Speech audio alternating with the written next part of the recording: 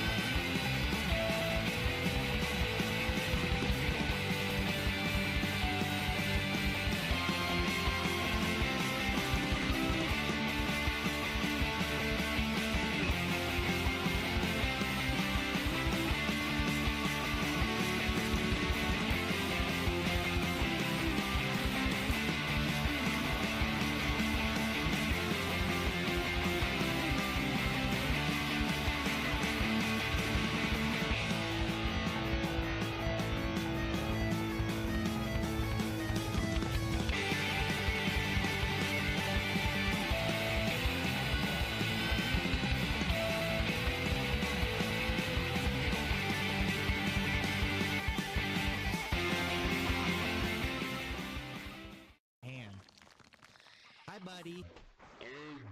You know what? This is what you get. This is what you get.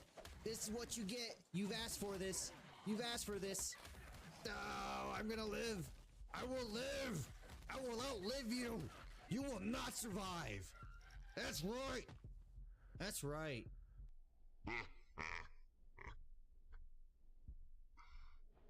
I am the Asian Slick Slayer.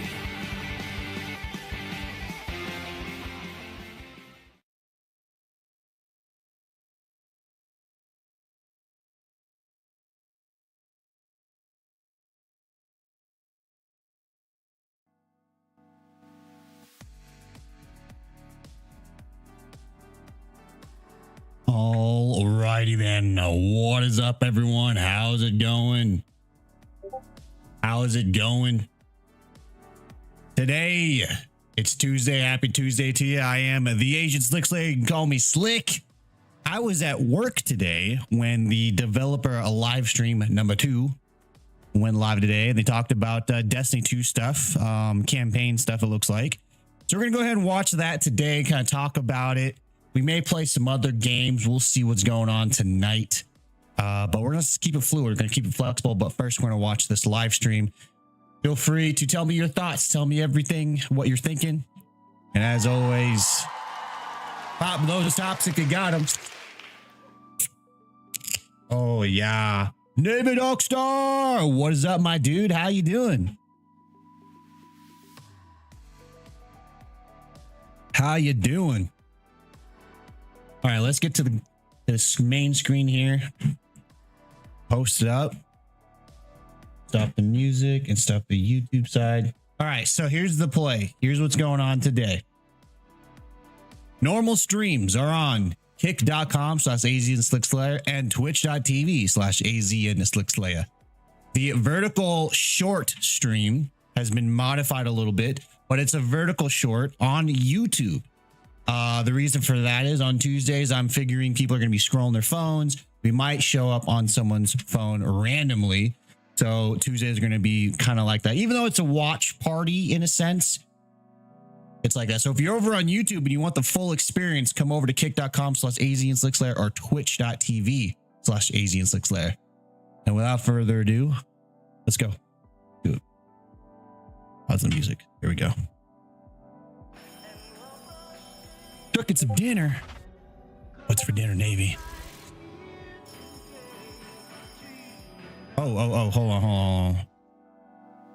We can do better than this. We can do, I guess, not better than that. All right. Anyways, whatever.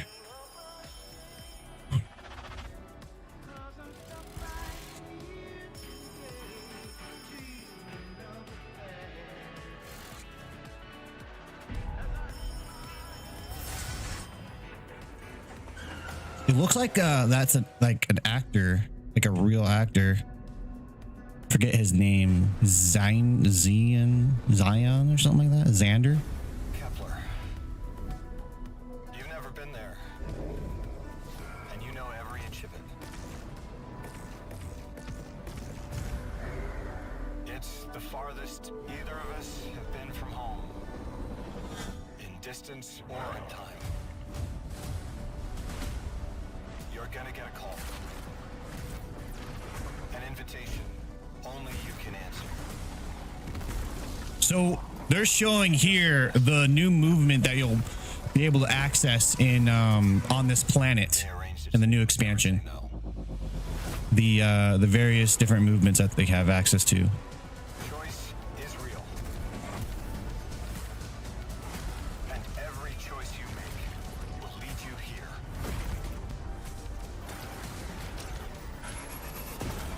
To who you're supposed to be.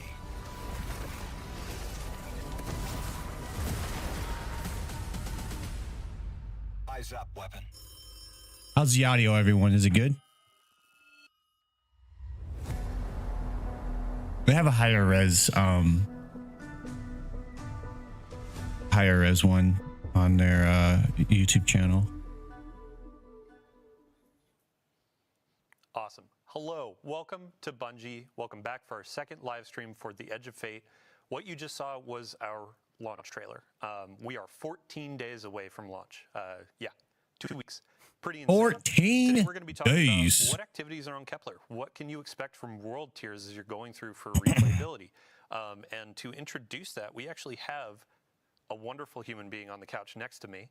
Did I introduce myself? My name's Dylan. Hi. Your name is Robbie. Hello. Let's actually get a real introduction for you. How you doing? Hey, Dylan. It's great to be here.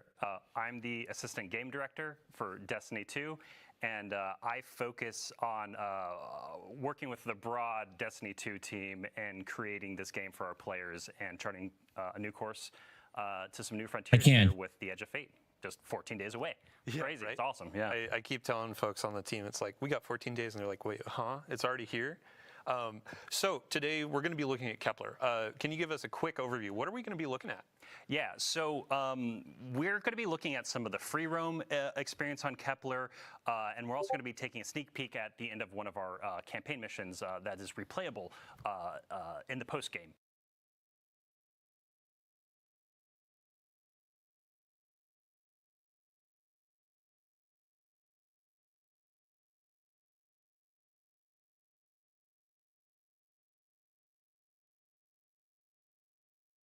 Oh, I don't have a freaking.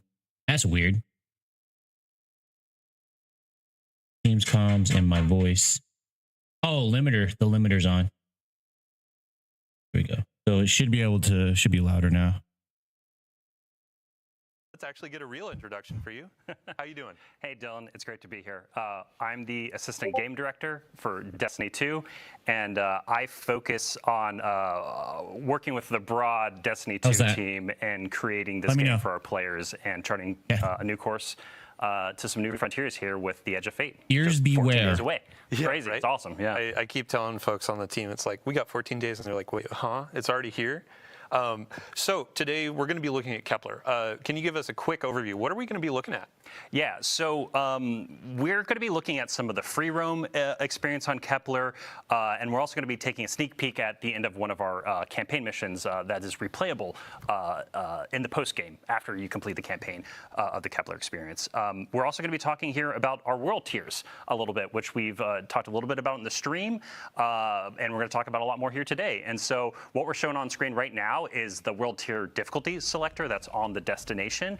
And so right now, world tier reminds me a lot like Division. And so Brave and Legendary, you can play through the campaign, you can play through the main quest, the story of the release, and Brave or Legendary doesn't matter. But after you do that, you're going to unlock Fabled and Mythic difficulties. Now, the difference here, though, is with these difficulties, power is fully enabled. And so that means when you step out of either Brave or Legendary, you're going to probably be able to do Fabled. Most people will be able to do Fabled. Some people might need a Fire Team. But if you want to play Mythic, you're really going to have to climb Power.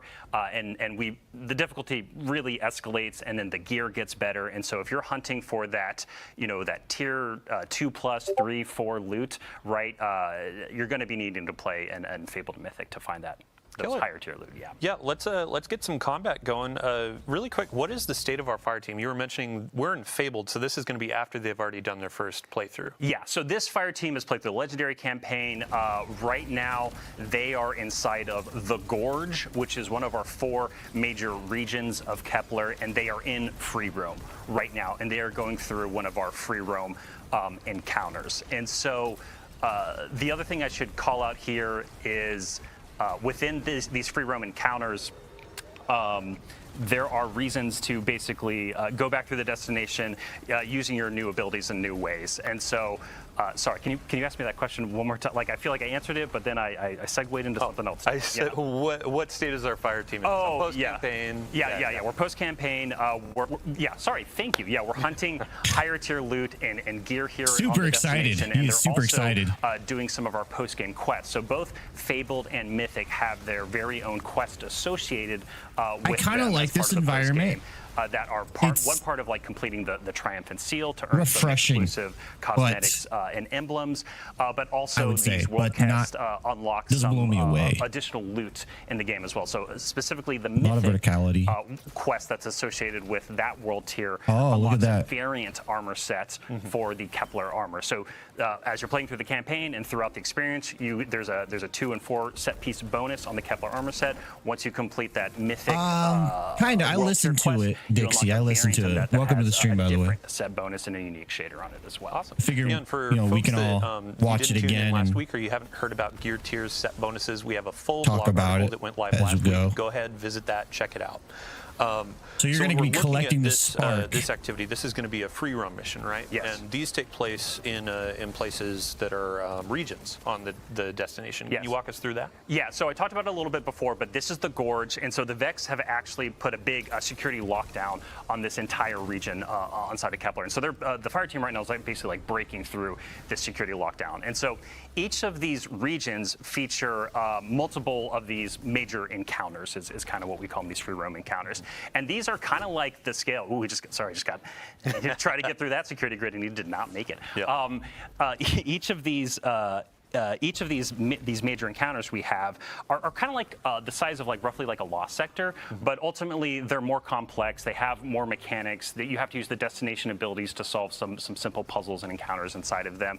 And generally they have like pretty thick combat, especially on like the Fabled difficulty as well, where we start adding more enemies, tougher enemies. Which one has you there are Banes the that spark are applied movement? In the World Tiers 2 that are actually exclusive Sorry, to Kepler. my kids were specifically for daughter this was distracting me. Yeah, and then as you're going through these sorts of free roam activities and exploring Kepler, what other like side objectives or objectives can pop up? Yeah, so the way we kind of are thinking about this, right? Like a lot of this outside of doing the seal, the triumphs, and things like that, and mysteries and secrets, which we can talk about here in a minute, a little bit more, is like it's about gear pursuit, right? It's about earning that higher tier gear, chasing power, and so the way we constructed these regions is there's these free roam major encounters, there's tougher enemies that appear, there's HVTs that pop up, there's destination materials to loot. He's talking about right now like the side missions that we're going to encounter since it's sort of a free roam map or free roam story mode or campaign. I'm going to need to play with fire teams on this. Otherwise, I'm going to get distracted. In order to be able I have a feeling I'm going to get, unless they do it really well, I'm going to get lost. So I'm going to need chat, your help, and the fire team's help to keep me focused because I want to get through this story quick. Breakdowns. We'll have a recap in the TWID, but yeah, continue. Yeah, because we could always go back with those world tiers and explore with the world tier on. There's a focus that we created, and so I want to get through the story for the raid. You can go and look at it and be like, okay, today's focus is the Gorge, which the fire team is looking at today. I like this. Most of the materials that you're earning here can be used to purchase gear, or you can convert your other materials you might have from other regions in order to convert it into the Gorge materials. Let me focus my time. Let me get what I want to get. It's going to shift. You know, let me farm for what I want to farm. And so I like that. A little bit later in the stream, we're going to be seeing a part Changes of Exiles daily, Accord, it sounds like. which we've also some of our content creators and influencers showed as well. Oh, this one here is stabilized dark matter.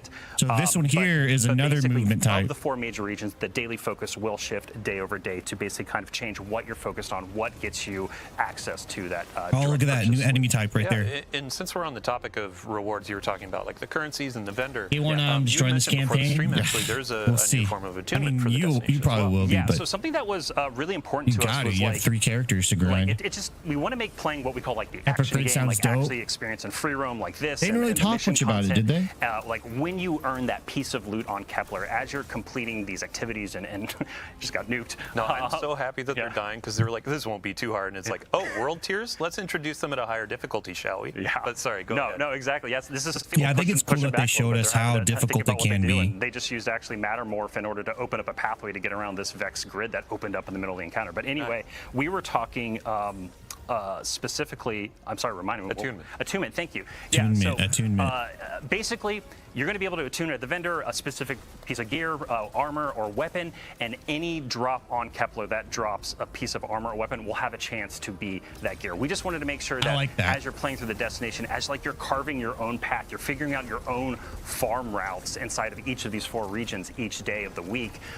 We wanted to make sure that, like, hey, if you're looking for the Giver, that auto rifle that's coming with the Edge of Fate here on Kepler, it's like you have a chance to get it anytime a piece of loot drops. Awesome. Yeah. Yeah. So you had mentioned just a minute ago about secrets and the depth of the destination. I mean, I'd love to hear. Yeah, go ahead and expand on that. Yeah. So like, it's funny with like secrets and mysteries. Like you want to like talk about it a little bit, but like not too much No to spoilers, like spoil it. Yeah. But I think like the thing to scratch at here and poke at here is right is like we've talked about the destination abilities a few times, and so with the world tiers and the fabled and mythic difficulties throughout the destination, there are secrets and mysteries like basically all these little alcoves, these little locations, these side paths, these hidden rooms, all That's gonna be fun to like kind of discover that you can go if they discover. do it well. And there's a lot available just within the campaign experience. Like if you want to play through the campaign and take these are new weapons, right, Dixie? And as your own abilities and look around, you're going to find a lot of mysteries to solve. But we also wanted to make sure that in those higher world tiers, fabled and mythic, that it felt like this expanding auto rifle? Or pulse rifle? expansion of that content that you have. And it's basically like, hey, you have even more abilities than ever. You can now peel back the onion of this world to discover what's at the core of it. And so we really wanted to make sure that it felt like there was just more and more to dive into the more you unlocked inside of the post game. Awesome. Yeah. So in our rehearsals, I like that. we never managed to get this perfect timing, but we have perfect timing. Make I would it love interesting. to shift to campaign. We're going to be taking you about midway through campaign mission here. A quick note for the audience. If you're avoiding spoilers, we have disabled our VO. We have disabled our subtitles. We're trying to keep this so you are discovering the story as it comes out with the Edge of Fate and our new saga. So as they're getting loaded into that, I'd love to ask you just a couple more questions about free roam in the regions. Yes. What other things can happen in regions outside of campaign? Yeah, so one of the big things that happens inside of these regions are side quests, which we've only talked a little bit about, and these are basically ways that flesh out more of the characters of the world, more of the stories of the people and of the place, and what's happening on Kepler and what's been happening with them before and what might be happening to them in the future. And basically what happens is as you're completing these regions as part of the campaign and you kind of start to unlock more of them, these side quests will start to become available. And so these side quests are available to you at any time. So again, like I was kind of mentioning earlier, like you can either take it really, really slow and take a really long time to get through everything the release has to offer, or you can just like beeline the main quest, beeline the critical path, get through it. And then when you get into the high level world tiers, all of these side quests are now available to you. As we've been like play testing and closing out the Edge of Fate here, it's been really interesting to watch different developers and people play test the content. Myself and Blake Battle, one of our executive producers, he and I we're just like beelining it, right? Yeah. And then we get to the end and we like pop up the map and we're like, look at all these quests to do. While we could go back and grind it at a higher tier and get better loot and learn the story. So yeah, we're actually we're getting into the campaign right now. And speaking of beelining, we've seen a ton of questions about getting raid race ready. So the raid race is going to be coming out on the Saturday after launch. I believe it's the 19th of July. Yeah. What difficulty should players play at to get ready for race? Yeah. So if you want to be power ready for the contest mode race for the Edge of Fate, you're going to want to play the legendary campaign. And so when you step out of the legendary campaign, you will be power ready at that point. Now, if you're gear ready, that's up to you, right? It's like how far you want to go down that rabbit hole. And that dovetails into like replayability for the story missions and the campaign missions and how that bakes into world tiers. Yes. Right? Getting that higher tier loot. Yeah. Yeah. So when something that was like really important to us when we're thinking about replayability and what like aspiration means within an expansion. We really wanted to change some of the formula. Like we wanted to take some of the formula that we think works well, but also change other pieces of it. And one of the really big goals for us was just giving you more reasons and just easier ways to play, some of the best content we built. This campaign mission is at the end of the Exiles Accord region. This fire team is taking down a giant Exiles prime servitor who's running some of the Archon's dark matter operations. Sorry, all minor Seems like there's like a lot of pollen in Viper's there. probably jotting this down, getting ready for a lore You know what I'm saying? dump about the Fallen, all that kind of stuff. But this is a really fun like multi-phase boss encounter that they're orbiting around this giant servitor, and we really going around in a wanted circle? to set something up that this doesn't just was like a one and done kind of thing.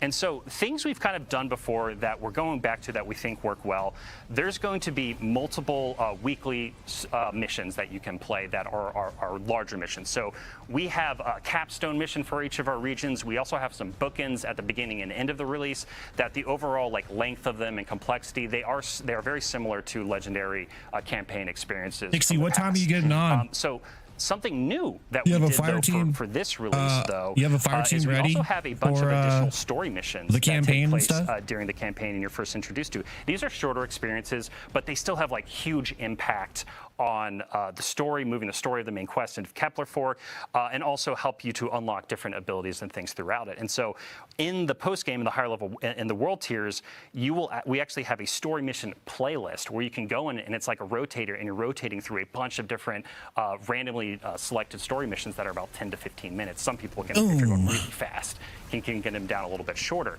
And those missions are actually one of the best sources of those faded ciphers that I was talking about earlier. And so the other thing I mentioned earlier too is we have specific quests for both Fabled and Mythic, and these quests are going to take you through some of the big campaign missions, again, to experience them with new modifiers, because we're curating modifiers and banes and things like that every single week on the destination, to have a little bit more of a curated experience. Giver's Bounty, Exile Prime Servitor. Those quests introduce some like new encounters as well. And so, sorry, like I'm going a little bit all over the place. I mean, some of this there's just like so much information, so much to talk about. But the thing, like, again, I want to like drive home here is like we wanted to give you really strong incentives to go in and play the free roam experience to extract materials, to play our story mission playlist. It's called the Time Latch mission playlist, to earn faded ciphers, but then also to have reasons to go in and replay some of our biggest campaign missions again through the weekly missions playlist, kind of like the heroic stuff we've had in the past. And on the stream last week, we talked about how as you're unlocking the destination abilities, you carry those forward after the post game, so you can go in and replay and then have some of these things available, right? Yeah, that's a really good note, and thank you for hitting on that. Now. The way we designed this content was the campaign slowly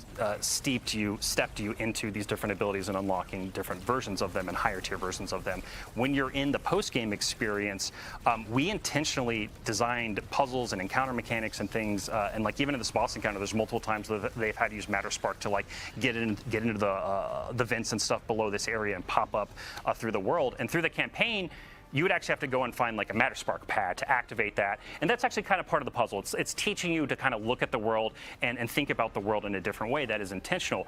But then in the post-game, Matter Spark's going to be a part of the raid, you complete 100%. the campaign, you unlock Matter Spark anywhere. And it's basically like your souped up sparrow They're like for super the in love with it. destination. And being able to summon Matter Spark anywhere means you can actually like sequence break some of our puzzles and sequence break part of our missions. And that was like entirely intentional as a part of the design. And to be honest, Dylan, like the fun part about this too is like we're not 100% sure in some ways where people might sequence breaks things that we might not expect. But like that was intentional from the design perspective, that like we want people to be able to do that. It's the magic of like the sandbox in Destiny of we don't know how players are going to take this ability with this destination ability with this combatant, et cetera, et cetera. So I think I would love to ask you as well. So we've gotten a lot of questions from players where they're like, oh, you had mentioned like this is comparable to a Rise of Iron. Like, how does that actually break down when we look at the Edge of Fate and Kepler? Like, you had mentioned depth and secrets and a bunch of different things. So. Yeah, so I think like you and I were talking about this in rehearsal a little bit, where like that comparison is just to give us like a ballpark of where we want to make. But at the end of the day, it's like apples and oranges between what the Edge of Fate is and what Rise of Iron is. So when we've talked about that, we've generally been speaking towards like the size of this destination the depth of the campaign and post-game experience. Like, this is one of the deepest destinations we've ever built before, and that is why we've been making that comparison to Rise of Iron in that way. But also in terms of being like a little bit bigger. Yeah. But also, like, the game is very different today, right? We have an entire portal, we have an entire offering that is there with a bunch of new content, new gear, new things to do. We have the raid with the Edge of Fate, obviously, but then we have the epic raid coming in the major update with Ash and Iron, which we'll talk about more in the future. That just, it permutes and expands the raid and expands on the story of the raid. It is new content. Yeah. We're not holding anything back for the base raid to build that experience. And so, again, the Rise of Iron to Edge of Fate, a little bit apples and oranges, but we also are thinking about like the collective packages of what comes with this release, because the game is right very under the different floor from what it was like back. So we have the free roam missions, we have campaign, we have secrets, we have a lot of questing, that kind of stuff. Yeah. I'd love, before we wrap up with our campaign mission, to talk a bit about what else players can expect in terms of destination activity. Yeah. So we've seen y'all talking about it. Like we hear y'all, and this is one of those things where like we wanted to hold this back for it to be like a surprise and delight moment for everyone when it appeared on the destination in the post game. But yeah, let's just talk about it a little bit. So there is a destination activity. Oh yeah, no, I just said that. It's they're too much in love with it. It's going to be in there to see it when the game goes 100%. Live. And it also, we get used to it because like it does relate to some of the story. You have a fire team yet, Dixie, for the campaign, especially near the end. And so we wanted to be careful to not unintentionally spoil something if we showed too much of that activity. But anyway, the way to think about it is like it's kind of its own thing. It's kind of unique, but it's kind of a blend of activities like Vex Incursion and Wellspring. And so this is a match-made activity with 3 players. You're going to be using some of your destination abilities and some really chaotic horde mode inspired elements. I'll need to join somebody. Some mechanical elements, and there's some boss encounters. But it's going to be one of the best places actually to earn rerolls of the exotic armor that's coming to the Edge of Fate that you get from the Legendary campaign, and it's just highly rewarding in general. And so because we wanted to make this activity really rewarding, it is also technically time limited. But on the Kepler map, near the center of the map, there's going to be basically a preview that tells you, like, hey, when does this activity become available? So you're going to know exactly when you can jump into the destination activity in order to like focus farm those things that you care about the most. Awesome. Well, thank you so much for your time. We've already wrapped up our campaign mission, and now we're actually going to be moving over to Portal, Power Progression. So Robbie, thank you. Chat, thank Robbie for joining us today. That was pretty cool. I like the way Kepler looks. We'll see you next time. It looks very pollen-y, though. Thanks so much. Like when you're squishing things. So, as we are swapping out, I want to talk about these 2 new exotic weapons that we see on the screen. Exotics. We saw some of this in our gameplay preview that we just had. We also had some creators, influencers, that kind of stuff coming in and speaking to the hand cannon. I'd be so sick to design some guns. Hand cannon's going to be through an exotic quest on Kepler. And have it be in the game. There. But the team was talking about, oh, hey, here is our overall goal for the weapon. It's for those who are looking for the perfect 3-tap. As for the Void Scout Rifle, that's going to be a part of our new rewards pass. This is just, I'm not going to spoil that either. There are some reviews from our sandbox-minded creators. It's a fun time. So, all right, let's move on to Portal, Power, and Progression. And I just looked at our 3 new guests. Hey, they just popped in there. Welcome. Hello. Thanks for having us. Yeah, a couple of you are new, but we'll start with you, Ben. How you doing? I'm doing great, Dylan. How are you doing? I'm doing well. For those who didn't see you on our reveal stream or previous Vidocs, can you give a quick overview? Who are you, what you do? Yeah, I am Ben Womack. I am the core game creative director. I am the one like helping all the teams that are making the core experience and all the components in the portal and in Edge of Fate as well, like worked well together and like pushed the game forward into like this great new foundation. I'm really excited to talk about it. Awesome. Yeah, thanks for joining us today. Yeah. Next on the couch, brand new to our chair. You've never been on anything, so first time you are meeting the community. Everyone in chat, say hello. Nutty, welcome. Hi, I'm Nutty. Nutty. I'm one of our sandbox ability designers. That pretty much means that I work with Vivian and Eric, who were here last week, to develop anything that the player is doing outside of armor, weapons, and combatants. So today I'm going to talk about all the modifiers and additional banes that we've been working on. Awesome. Last but not least, we got Alan Blaine. How you doing? Hey, great. How you doing, Dylan? Oh, you asked me how I am? Thank you so much. You're so really corny. quick introduction for everybody out there watching. Who are you? What do you do? Sure. Hi, I'm Alan. I'm a principal designer, and for the last Principal year, I've been leading the designer. team that's been taking all the cool Banes and modifiers Nutty's team is working on and combining them in a UI with all the activities from the activities team, both new and returning activities, making sure that you get good score while you're playing those activities, and then that score turns into loot with cool seasonal power and gear tiers and all the great stuff that you're looking for. Stellar. So we have some content on screen. This is what players are going to see when they sign in on day one, and this is our introduction to the portal. Ben, I would love to get just a quick overview for those who may have missed that reveal stream. Like, what is Very this space? streamlined. What are we aiming for? Very so the portal is streamlined. very exciting. We had this vision of making a new front page for the game for Destiny 2. And so we really want to make as much as we could available, like just in a couple clicks, and not having to dig down to find the content that is new or featured, or like you're being like your friends are playing, or something like convenient that you really want to like go to a lot. Like we have a button for the tower that's right there, fastest you can get into. We also have Edge of Fate in the upper corner, of course, which is like the new feature, the new expansion for the launch right here. We have this huge like quick launch panel in the lower right that is rotating between new activities, like probably the fastest you can play Destiny ever, aside from right when you like start for a very first like new character.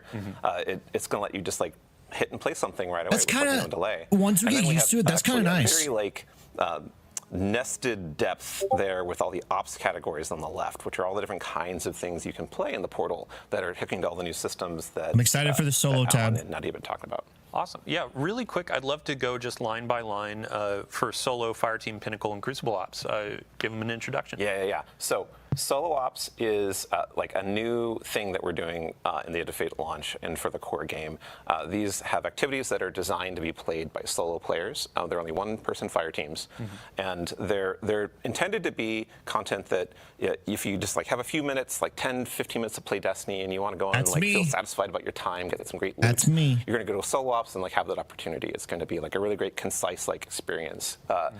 We're also like if you don't want to have like the think about having a fire team for some content as well, you can be sure that this stuff is designed to be played by one player. And so it's like, it's going to have challenges, going to have difficulty and modifiers and such you can customize and really great loot to get. But it's a challenge for you, individual. And I think that's really exciting, like alternative to some stuff in the past. It felt like I want to play but I don't have any friends, or I'm trying to find someone I have a lot of time. Don't and we have have another, friends. like, niche for people to fill, if they're in the mood. Yeah, awesome.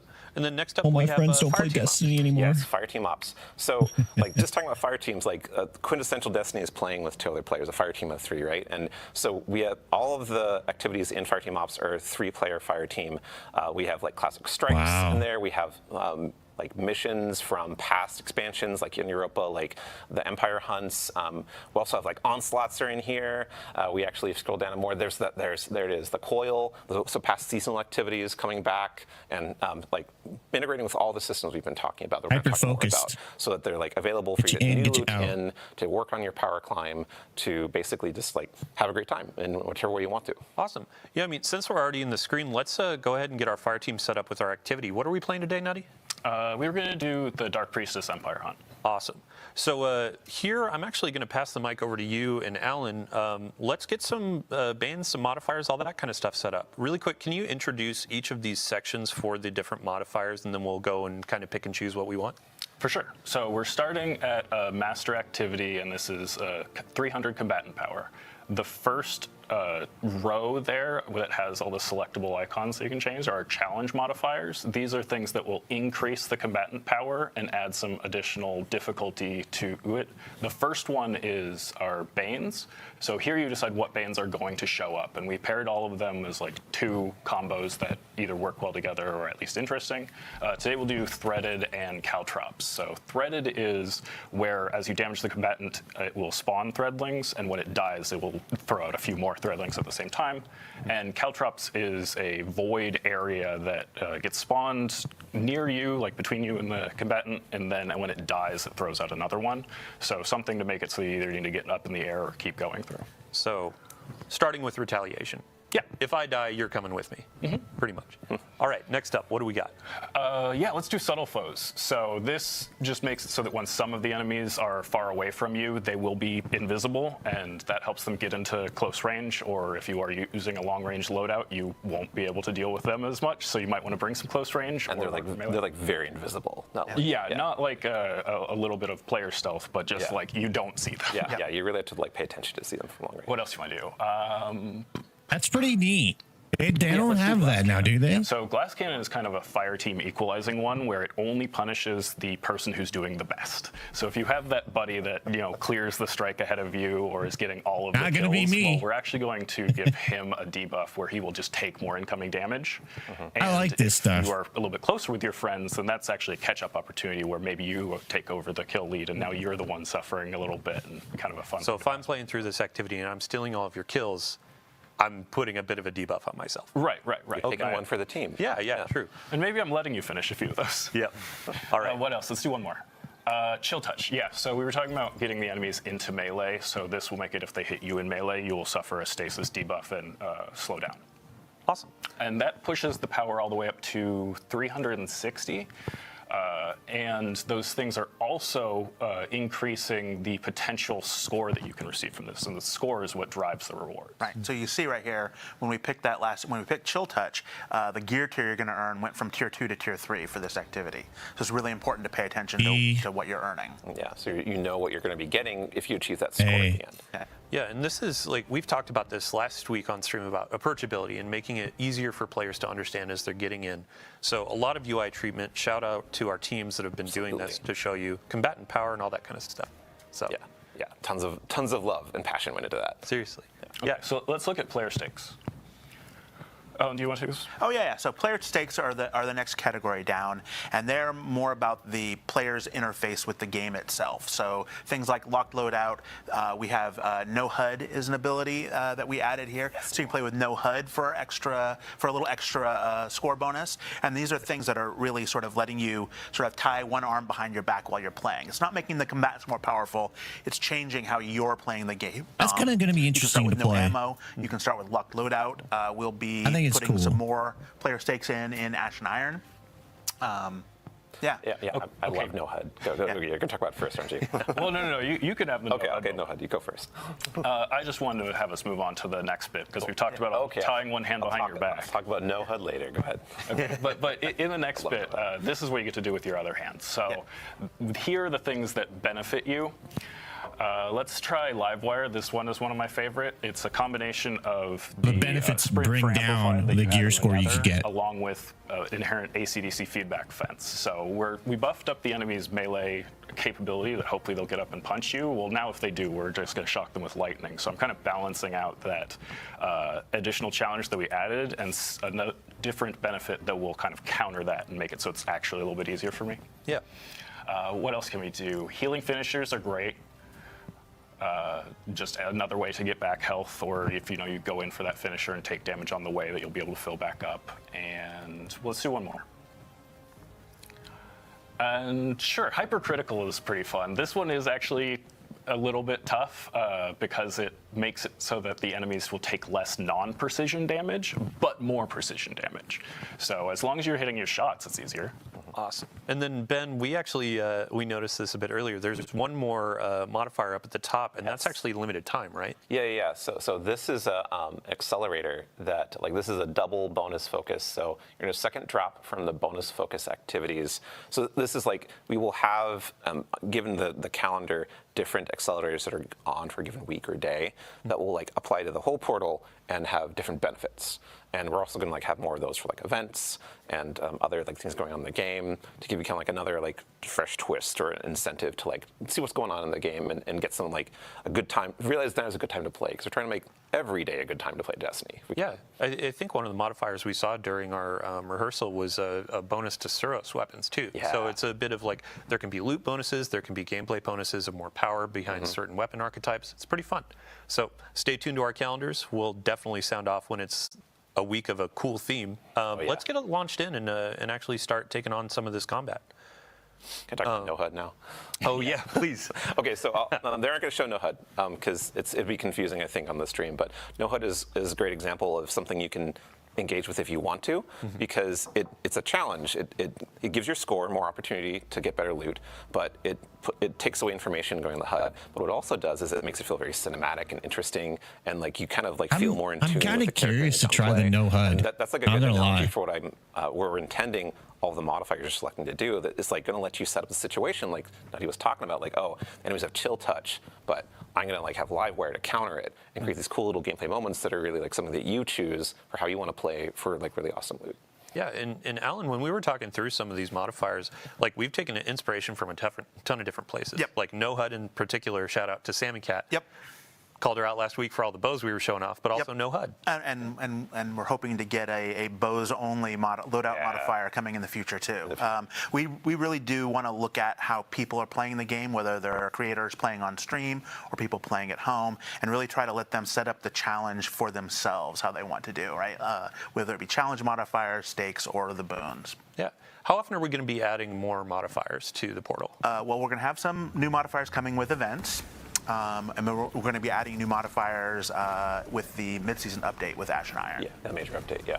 Yeah, I've been working on them pretty constantly along with the rest of the team. So it was like every few days that another either Bane would come online or modifier, and we'd have to go playtest that, which was a pretty big playtesting lift to try all these combinations and make sure that there aren't any rough edges when you combine some things that maybe we hadn't thought about when we were initially designing them. Yeah, I'm sure there's stuff that players will find that we won't. We're accepting that. Yep. Yeah, I mean, we have our challenge for Esoteric or Mork or a couple of the other high skill creators of what can you throw on to make this difficult, and can you actually complete it? Right. So it'll be fun watching those playthroughs.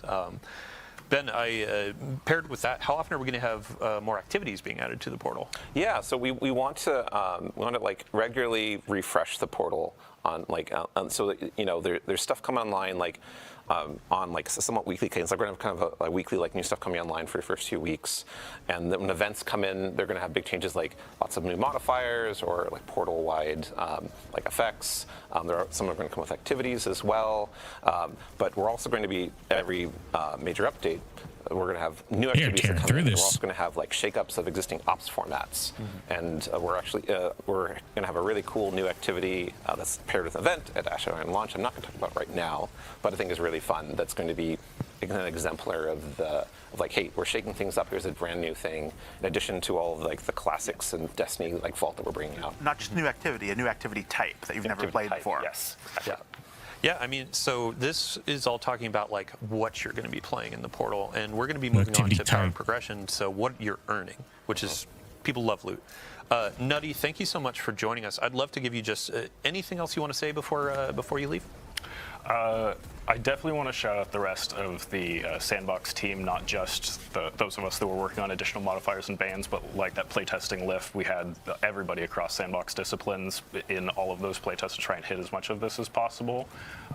And I wanted to re-emphasize how impactful some of the modifiers can be. Specifically, I'm thinking back to what we were just playing in live with attrition modifier in Prophecy Week 1, because when we moved to Prophecy Week 2, my fire team had gotten so accustomed to killing enemies and having a little health pickup on the ground that we had to play that final fight completely differently and use cover way more because we couldn't just kill some enemies and run through them to fill back up. Normally, I would think of attrition as a lot more of a challenging modifier, but it turned out that when we were toggling things off and on, it turned out to be more beneficial to us than we were anticipating. I am still on the side of like attrition is challenging to me, and when it goes away, I'm like, oh, hey, fire team, let's let's go for it. And if that makes it too hard for you to get your rewards, then just you toggle it off here. Yeah. It's more about like what you're comfortable playing with, and also what your style is for, and your build, and what your mood is too. Like we're giving a lot of player agency to that. Right. And speaking of player agency, so I would love to see your feedback. Like, what ones are you engaging with? Canada, what's up over on Kick? Thanks for the follow. Welcome on in. And what ones feel like we could punch them up a little bit, because that's our little problem. How you doing today? You excited for Destiny 2? Well, thank you for joining us. Chat, everybody scream, thank you, Nutty. I'm excited for this. This is what I imagined for this. We get through the raid and everything like that. We're starting to kind of get in our habitual ways of Destiny 2 into the new expansion. We have a wheel, and we spin it, and we choose the modifiers and So stuff for Pinnacle each Ops has, little thing. We have like a little segment where we do Edge of that, Fate launch, and people it from is, the chat gonna can be filled join with us. exotic missions. I'm thinking And some that's what we exotic could probably missions do. Have from like a nice, last year and some sort of previous wheel slate as spin well, with the that are different going to things be on it. integrated into the whole Portal experience and all the And systems. we we're just talking about, randomize it all. difficulties, all the modifiers, You know? and intended to be, like not only something that is, well, exotic missions, they're kind of hard, right? They have mechanics, they're long, and so we're matching that by being like, okay, well, you can get the exotic if you don't have it, first of all, just from playing on the Portal. It's available all the time. It's not like going through rotation like every week or something. And you can do Fireteam Finder, of course, to find people to play with. But look, we're really excited that it's like, oh, I can like play this as hard as I want or as easy as I want, whatever I want, whatever I'm feeling like right now. And we're going to destroy that overload in the future with Ash and Iron that we're not going to talk about today. So it's actually a good example of like, hey, we're making this new section of the game that we're going to just keep on building in and tinkering with over time. Awesome. I sense a segue. We were talking about Pinnacle Ops into the and next Pinnacle category. Power. Hello, Josh. Welcome to the couch. Hello. Hi, I'm Josh Galinsky. I'm a staff systems New people showed designer up. here at Bungie. Been here for about 5 years. And I really work with a lot of our loot, our gear, your power and progression, as you mentioned, like, what are your rewards? What's the candy you get at the end of your activities and stuff like that? So we spent a lot of time reworking a lot of our stuff in the Edge of Fate and really 900 is what the eternal thing is. But we made big changes to how you engage with power in Destiny. One thing you'll all notice is, I think many of our creators I'm excited to try that hammer. that there has been a power squish. We've reset players down to 10. Like, that is not only to give everyone kind of a fair and equitable starting place, Look at that. And to kind of like reset the engagement with power. Also, 2020 power is not exactly the most friendly starting not point. easy to understand if you haven't been along for the ride. Right, Yeah. exactly. So, like, this is the beginning of a new saga. It's the beginning of a new thing here. So we're starting off there. It gives, like, all Guardians on equal footing with each other. And want to allows us use a kind of super, I build guess. up. You're going to have 200 points of power in the soft cap band. Intrinsic cap, yeah. Yes, exactly. And you're going to be able to go and do any activity you want across the game in order to get to that point. Once you get past that, then you enter the seasonal bonus power band, which is where you're going to have to start doing more of the Portal activities and the Kepler like world tiers and stuff in order to get the power and progression that you want to get at that point. Cool. So just to restate it, we're going to start at 10 when we launch. Every Guardian joining is going to be at 10.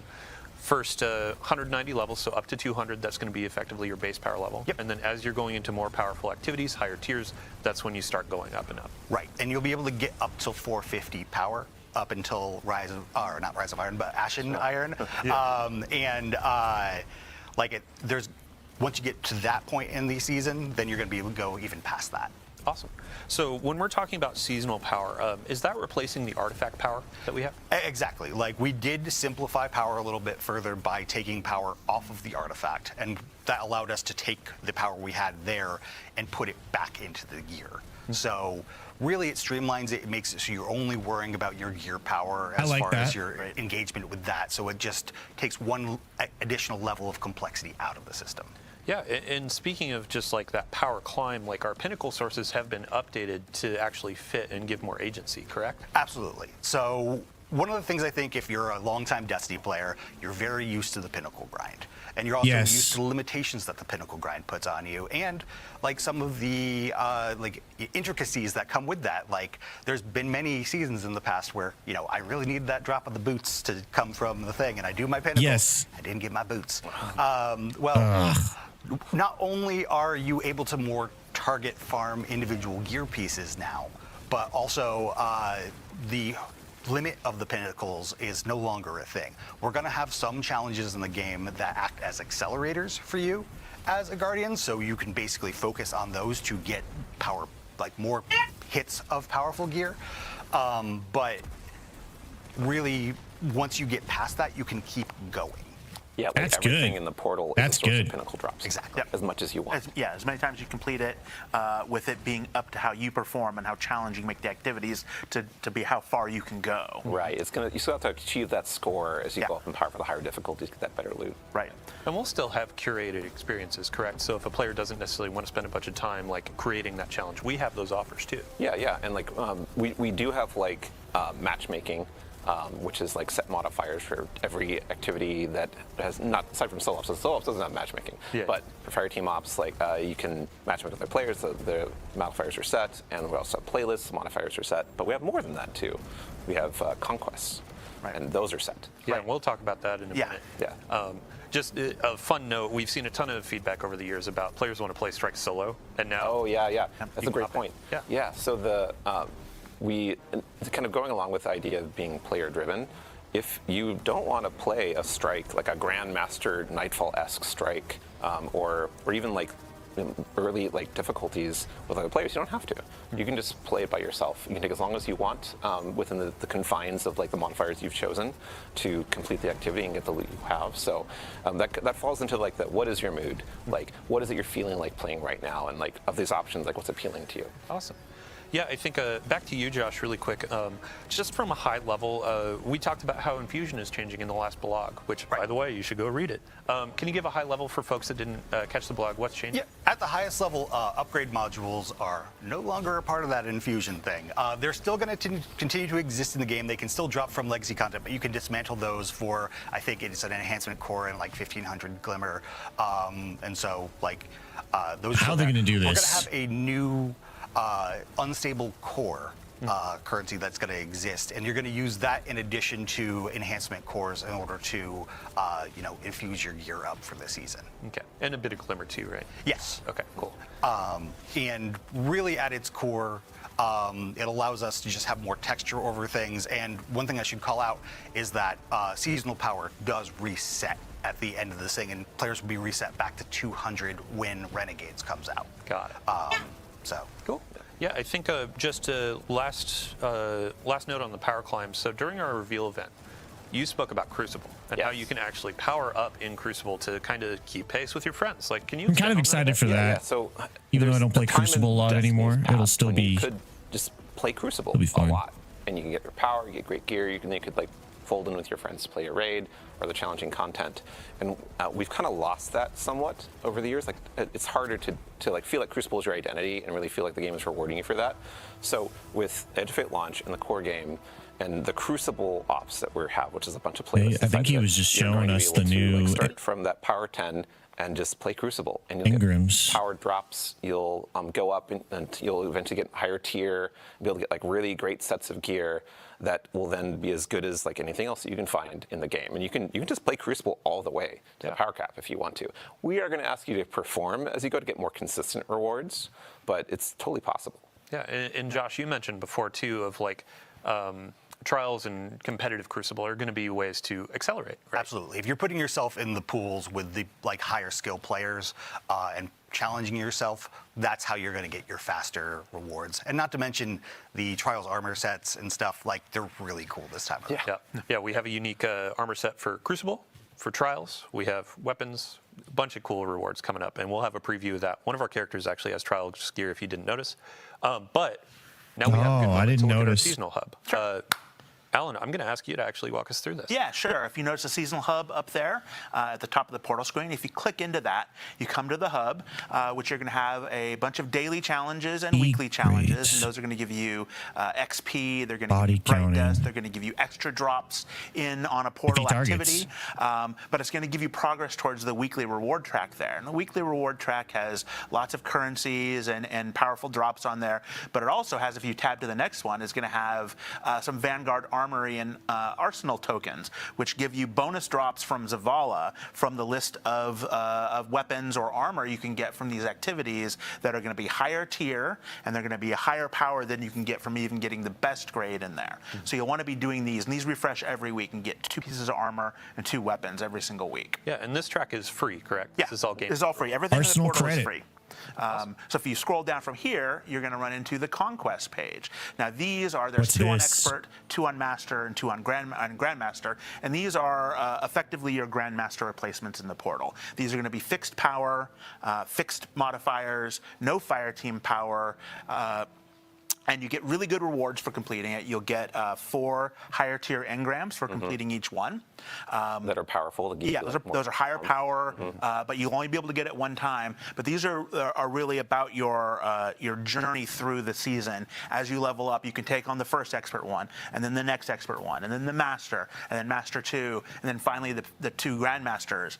And with Ash and Iron, we're going to be bringing more grandmaster and ultimate conquest, which will allow you to Ultimate complete Conquest. the Conqueror title. Actually, seal. really quick gameplay team, if you could go back to the modifiers that you were just talking over, this was a really good example of a quality of life feature that came about. We saw a ton of feedback around modifiers like, I'm squinting at these icons, I don't really know what they mean, and now we have them bucketed based on the portal That's options. cool. So you can more Load easily modifiers, identify these things and self-build understand them. crafting, Yeah, and shout out to combatant the UI adjustments. team for like making That's a really pretty good. much cleaner look. Very for self-explanatory. activity launch and having this cool bucket to look at them. Like, I think it's really good. Really good. Cool. And then there was one more section on the seasonal hub, one more tab down low for the Conqueror Seal. Yep. So the Conqueror Seal is down here. You're going to be completing the conquest during the season to earn and gild your Conqueror Seal. And since this is still the Conqueror Seal, it's going to maintain its old gilding. So this is going to be continual. Awesome. Yeah. 14 seasons of Who Conqueror. is Now that? we're going to keep on going, baby. Oh my God. Awesome. So I'm going to say we still have a couple topics to cover. Fire team, let's go ahead, launch into an activity. like what in you Fire heard? Team Welcome, Ops. Split Pack. Throw on a couple Welcome to the modifiers channel. that you wanna Appreciate you go stopping for. by. Mix and match. I'd love for players I was to see at as you go work when this through was going how as well. The score is changing, how the rewards can We're going to scale, talk all about that it kind here of in a stuff. little bit Just once having they're a fun done. time. For the folks on the couch, give our thoughts. we already went through the seasonal hub, the rewards. I like what I see so far, too. We are also having a moment in time where Guardian ranks are resetting. Yes. Yeah, if I could get a quick overview, one of you, I believe Alan. Yeah, Alan should do it. So we took a look. So Guardian ranks when we launched them, the first few ranks were about learning the game, and then the upper ones were about your seasonal journey and dealing with all the different kinds of things a player might do in Destiny. So we've stripped Our a bunch ranks of are those resetting. away and rebuilt objectives to be focused completely on the portal.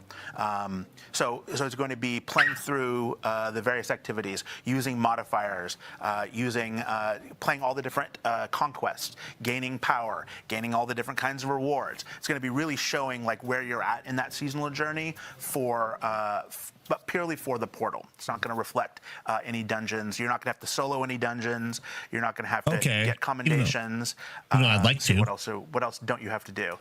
No more expansion gates. No more expansion gates, any of those kinds of things. Commendations. So every player will be able to get up to Guardian rank 11 with Ash and Iron. Yeah, in our original goals when we were talking about Guardian ranks, it was kind of an on-ramp for players new or even old to know, what do I want to do in Destiny right now? Now we have a lot of stuff in the portal that dovetails into that. Solo dungeons, they still have unique rewards. They're no longer required for 11 in Guardian rank, but you can still get ghosts, sparrows, emblems, that We're not taking anything away from the dungeons. We're taking away things from the Guardian ranks and adding different kinds of things back in. And since we're doing that, the first 5 ranks will still be sort of an on-ramp into the game. So we're going to drop everybody back down to Guardian rank 2 with Edge of Fate and let them go from there. There will be lots of cool things to do and earn and play through in the first few ranks. And then starting with Ash and Iron and every season from then on, we'll reset you back to 6, just like we've been doing. Awesome. Yeah, it's just another portion of what Robbie was talking about with aspiration, where it's like, I have my awesome armor from all higher tiers. I have a new Guardian rank above my head. I've gone through the raid. I have this cool tier 5 weapon, et cetera, et cetera. So there's a ton to hunt, a ton to chase, and a lot of things to do. And I think at this point, it's kind of the easiest to get into Destiny and just know what to play. So yeah, I absolutely believe that. And the exciting part is that everyone's journey through Guardian ranks is going to be kind of different because, a Guardian rank that tells you to accomplish this kind of power or complete this activity on this difficulty, how you did it will probably be pretty unique to you compared to other players because you chose different modifiers. There's different sets available for the given day or week, and maybe you did it solo, like we're talking about. Like, you soloed the master difficulty, like one of the requirements in Guardian ranks. Maybe you soloed on one of the conquests, and that's your story, and that's how you got it. But it's appropriate that there are a bunch of options for players to choose that that match what their own experiences, what they want it to be. Awesome. Well, thank you all so much for joining us today. That actually brings us to the end of our Power and Progression. I believe, Josh, you actually had a couple more things you wanted to say before we left, though. Yeah, really, like, there's two things I want to say. One is that, fire team power is definitely still a thing that's in this game. I've been playing Destiny for years. I've stopped playing for this last season. I feel like I will never catch up. I'm saying this makes you excited. That's another thing that can act as a nice I think accelerator. that's going to be a big and really, like, motivational friendship. That's like a core part of the DNA of big, Destiny. big plus for the motivation to play. Fellow Guardians. Yeah. So as an example, if you're at a tier 4 and I'm only tier 2, I join you, we do a tier 4 activity. I still get tier 2 gear, but it's accelerating me faster into tier 3. You're going to hit your score a lot easier, which is going to help you get those bonus rewards. And yeah, got it. Cool. That's and cool. Then, your friends can help and you. Finally, like, we made a lot of changes to the game in the Edge of Fate. Like, we're definitely going to be listening to you Guardians. We're going to be listening to the data. We're going to be listening to a lot of stuff. This is just the beginning of a new saga. So swinging around. We've got a lot to do in the future, and I'm really excited about what's coming our way. Yeah, awesome. Cool. Yeah, great. So I have a few bookkeeping topics to hit before we go about the live game. So we've been talking about the Edge of Fate. Right now we have Rite of the Nine going on with our dungeons. And let's see here. Ooh, today, wow. 54 minutes ago, we had a new engram go live, the non-area engram. We introduced this in a previous TWID, but basically it's a new engram. You can earn a bunch of Rite of the Nine currency, sorry, and then purchase this engram for unique cosmetics that have been introduced over the past few years in Destiny. So if there are things like the skimmer that is Iron Banner theme, kind of like the wolf theme, that's actually in there, and you have a chance to get that. There are some Crimson Doubles emotes and finishers and other cosmetics. Beastly so Battles? dive in and check Welcome. that out. Additionally, we had mentioned Ludapalooza. So a couple weeks just before launch, we're going to start showering players. I'm with excited for loot. Starting Ludapalooza. Today, we have double Crucible loot, which also applies to Trials of Osiris. So if you're hunting for adepts, if you're hunting for any gear in Crucible, Probably be doing now's a great Trials on time to Friday. go. And we also gonna lie. have for the weekend, a lot of players have been asking what maps are going to be featured. You got Dissonance, you got Rotation. Sears Plaza, and then you have the last one, which is Eventide Labs. Yeah, we went through, we had a great conversation about what if we had some type maps on a rotation for these last couple weeks. And for the final week of the season, we're going to have Burnout, Endless Veil, and community favorite, Javelin 4. So Trials players rejoice. Players that may not have ever played Trials, get in, get your 4 streak, get some adepts, try it out, and get some gear to loot up for the Edge of Fate. Trials is very approachable and final now. Note, Very approachable. We're going to have all dungeons in the Rite of the Nine experience next week. Higher reward rates, higher currency rates, helping you get more of those drops, go into higher difficulties for your adepts, and potentially even get the hollow foil versions with additional perks. Yeah. So, awesome. Thank you all so much for joining us. Thank you all on the couch for joining us. Thank you, Dylan. Thank you, crew. Thank you, gameplay. Thank you, everybody behind the scenes. And players, everybody out there watching, thank you. We have 14 days until the Edge of Fate, 14 days until a new saga. It has been a wild ride over the last 10 plus years of Destiny, and now we're putting our toe in for the next however many years we keep going, you know? Here we go. Yeah, so thank you so much. Much love. We're going to be doing a raid over to our good friend Malachi, so if you want to stick around, talk about the stream, Malachi, we're handing it off to you. All right, chat, what do we think? What do we think?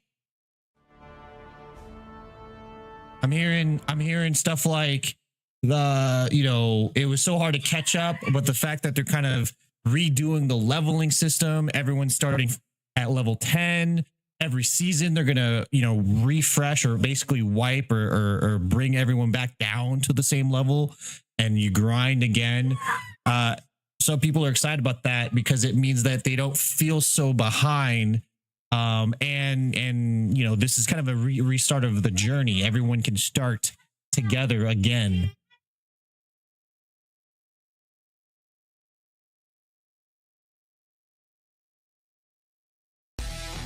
Yo, Split Pack, welcome to the community, the Slick community. Thank you so much for that follow. What is up? Welcome. Yeah, I think a lot of what I see right now, a lot of what I saw was like we get done with we grind through the story, we just bang it out, right? then maybe, you know, we did this before the raid. So now we go back through, up the difficulty, and now we're doing the side exploration or what have you that they're talking about, right? The raid happens, we go through that, and now it's post raid. What do we do after that? You know, what do we do? And I see a lot of the changes to where are they talking about it? You know, where you can go in and choose how you play. So this right here, this is what I'm envisioning. It's a Friday night, right? We're grinding away at Destiny 2. I pull up a wheel on stream or something like that, and we just scroll through the modifiers, and we pick modifiers at random, and chat can join me or I join friends, and we go through it with these random modifiers, and it's different every time or something like that. You know, like I think that could change up the grind to where, all right, guys, we got to go back through this Nightfall, Grandmaster or whatever and redo it all. It's sort of like, okay, let's go through this, you know, mission again, but let's change these modifiers. Or like, okay, I got to play with how I like to play. Now let's play how you like to play. Whereas, you know, how he was saying, when the enemies melee you, they basically explode with arc damage or something like that. That's something I like, but maybe not everyone wants that. So I think it creates this creativity in how you want to grind and get stronger in order to do the you know, higher tier content stuff. I think it's pretty cool. Edgevade is trying to bring back the players. Oh yeah, for sure. 100%. I think also they realize that those players are going to, you know, those veterans, they may be aged out. You know, they're playing golf, you know, on their free time. They're touching grass, maybe going fishing, you know, they're in their 30s or 40s or 50s, you know what I mean? And they just don't have the same time. They want to get a new group of players in, and they realize that the onboarding for new players is just so daunting. You show up, you have all those planets there, you have all these little notifications going on. You're like, what do I do? And it still looks a little bit, still looks a little bit wild here. Where is it? Where do they show it? Is it no? They went, oh yeah, they're still talking about the first mission here.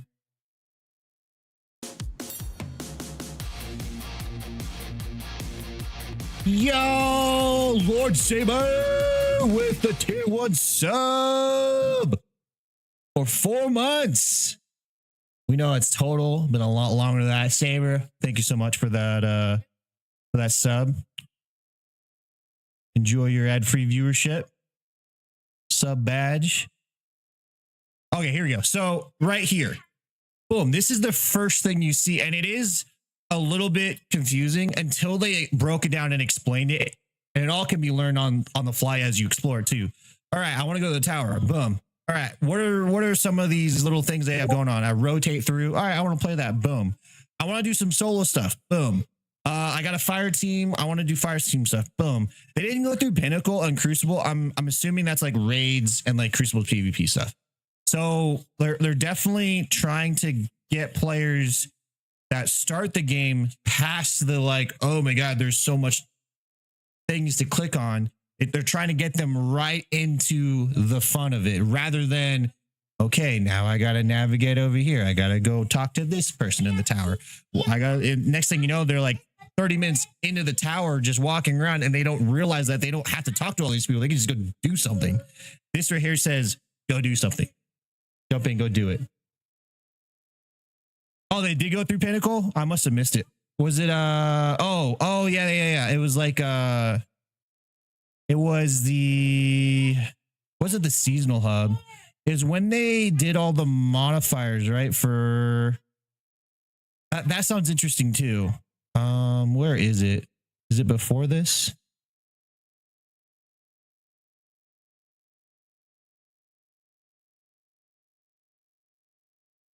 Yeah, right here, right? Hold on. Let me go back a little bit. Oh, is this the, this is not it, huh? Okay. So this is the fire team and how you can customize it.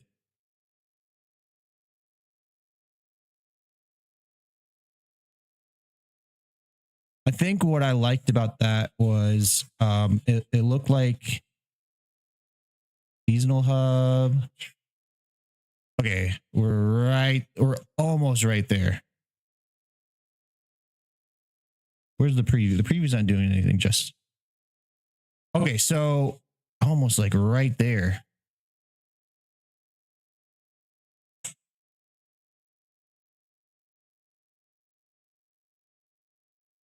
Anyways, once I figure out how to get there. Okay, there we go. So what I like about this is the pinnacle, right?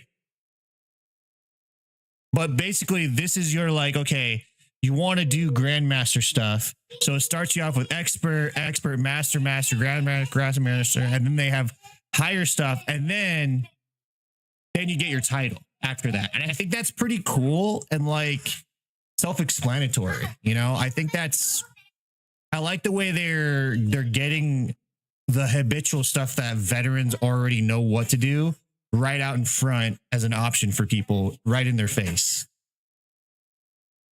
Pinnacle is exotic missions, dungeons, and stuff like that. Okay. Got it. What'd you guys think of the trailer? Let me see if I can find a better one. This is from their live stream. So let me see if I can find a better one.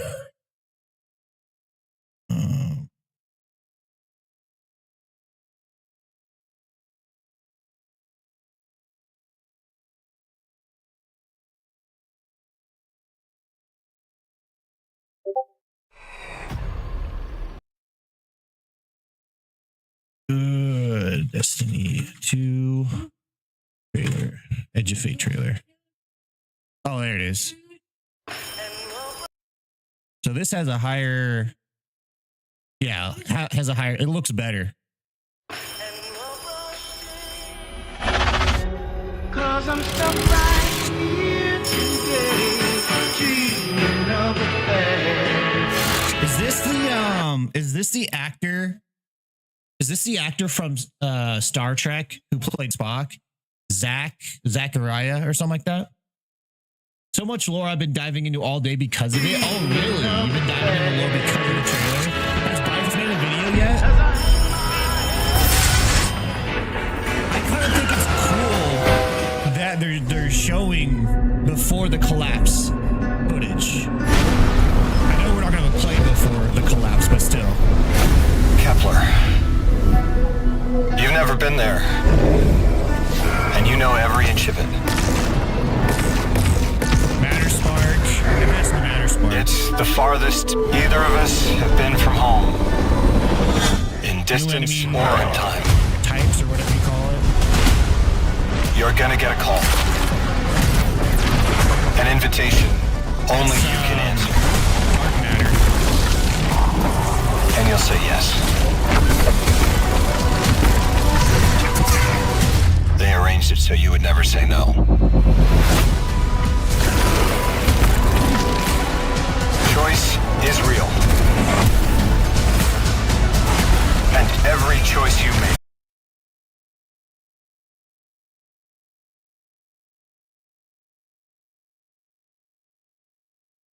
All right, I think we're back. I 100% apologize. We did a 6-hour stream. No, we did like a 4-hour stream on Sunday, and I had no issues. Started the stream PC today, and now the PC is crashing, not just the stream.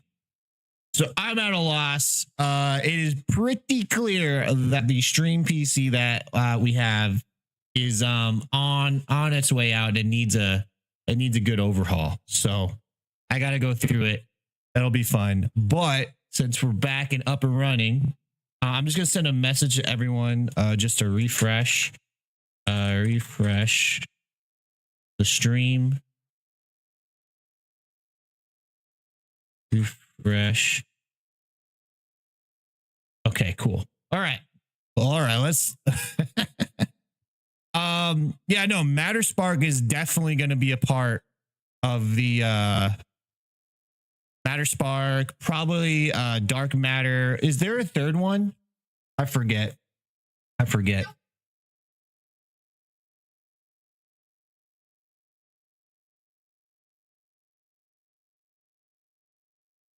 Did you see? Yes, yes, yes. I have that in the thumbnail on YouTube.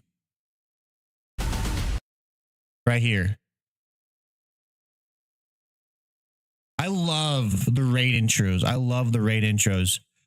But it looks like I know we're not doing the light dark saga, but it looks like a little bit of darkness here. Maybe that's dark matter. We're gonna be using like dark matter and different stuff in different parts of it. I mean, it's just an intro. It's just the intro to it, but very what's that dungeon? Prophecy, right? Whatever the 9 cook up, basically. I mean, you can see over here under me. Let's see. You can see right here. Oh, why is that going on? I don't know why the timer's going on. But right here, there's like a ramp.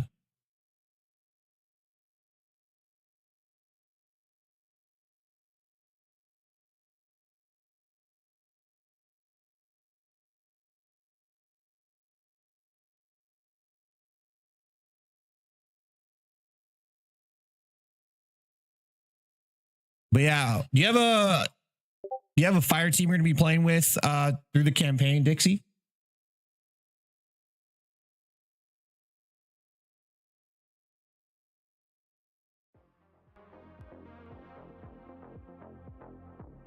Let me go ahead and fix the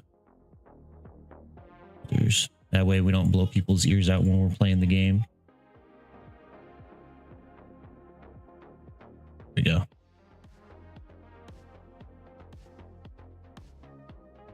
But yeah, I'm excited. I'm definitely excited.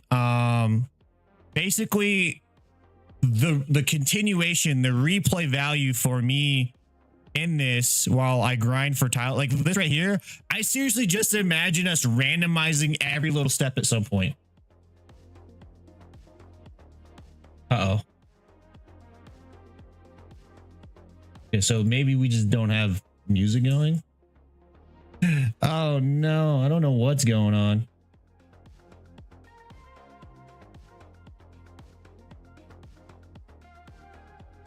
Yeah, just Luna, since Lux has bad camp. Yeah, if you got an open spot in your fire team, Dixie, because when we go through the various like side missions they're talking about, I'm gonna get lost. And we need to get our fire team through the story as quick as possible. So that's gonna be very important.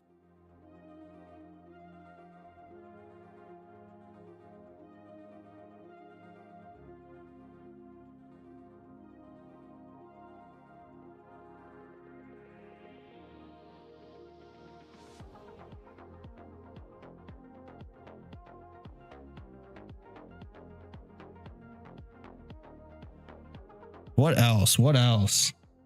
Gonna be rough with the team. Oh, you're saying the difficulty goes up? Legendary's easier solo. I mean, we'll see. You know, who knows? It could be very different, but oh yeah, we'll see. Who knows? All I know is we got to get through legendary. That's gonna get us, you know, raid ready light level wise, and then just grind for gear. Grind for specific gear.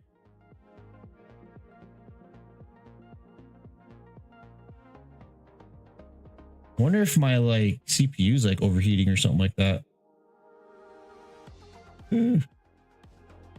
Got rid of all of my monitor stuff.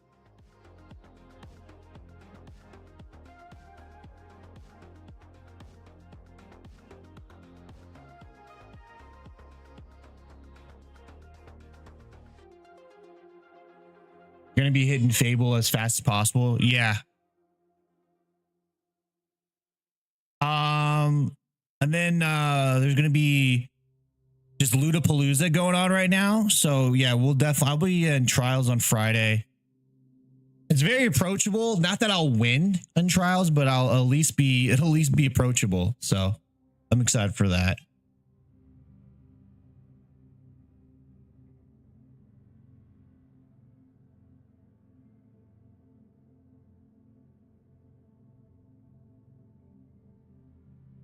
Empire Hunt Darkness. You can modify it. Grandmaster Ultimate. They didn't talk about Ultimate, and so what is this? What is this Epic Raid? They didn't say much about Epic Raid. I thought this week was Ludapalooza. I could be wrong. Let's find out. He says it at the end. The hollow foil versions with additional perks. Yeah. So awesome. Thank you to get that. There are some Crimson Doubles emote. Of a new saga. So Earn a bunch of Rite of the Night currency, Rite of the Nine currency, sorry, and then purchase this engram for unique cosmetics that have been introduced over the past few years in Destiny. So if there are things like the skimmer that is Iron Banner theme, kind of like the wolf theme, that's actually in there, and you have a chance to get that. There are some Crimson Doubles emotes and finishers and other cosmetics, so definitely dive in and check that out.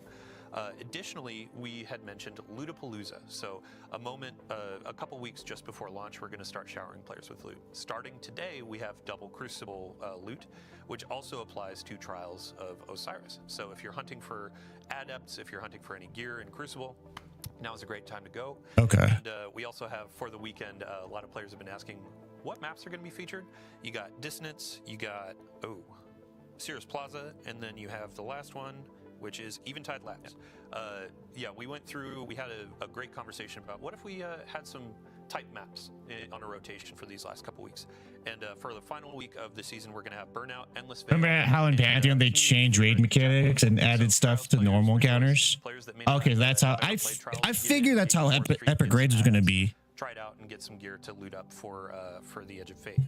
And the final note, we are going to have all dungeons in the Rite of the Nine experience next week. Higher reward rates, higher currency rates, helping you get more of those drops, go into higher difficulties for adepts, and potentially even get the hollow foil versions with additional perks. Yeah. So, awesome. Thank you. July 19th is the raid. It is indeed. I have that week off to grind for it. Thank you, I'm hoping we can get through it. And players, everybody out there watching, thank you. I'm hoping we can get through it. Are you you're just coming back, right, Split Pack? It has been a wild ride over the last 10 plus years of Destiny. I'll be streaming the raid. We're putting our toe in for the next. Assuming my PC holds up. Here we go. Yeah. I'll be streaming the raid. Dixie, I'm on Dixie's fire team. We're going to be doing a raid over to our good friend Malachi. So. And yeah, I think, are we going to just go straight through 24 hours until and then take a break?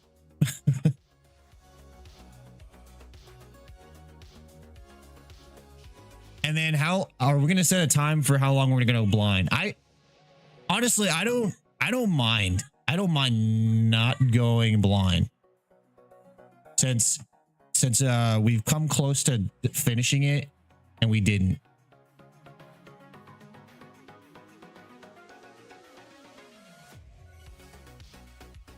It all depends on what time Sabers is able to start. Okay. I think he said his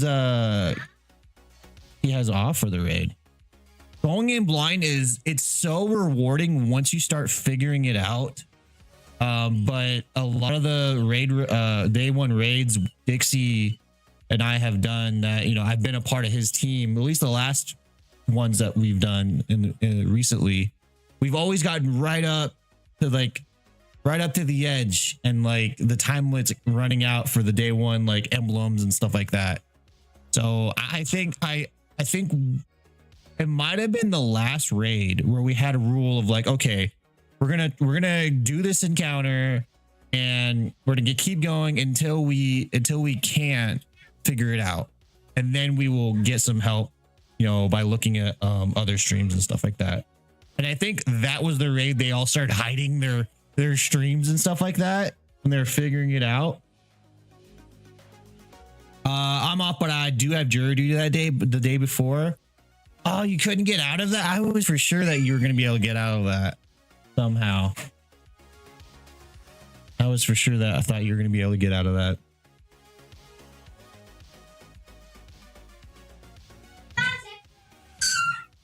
Yeah, I guess we'll have to see.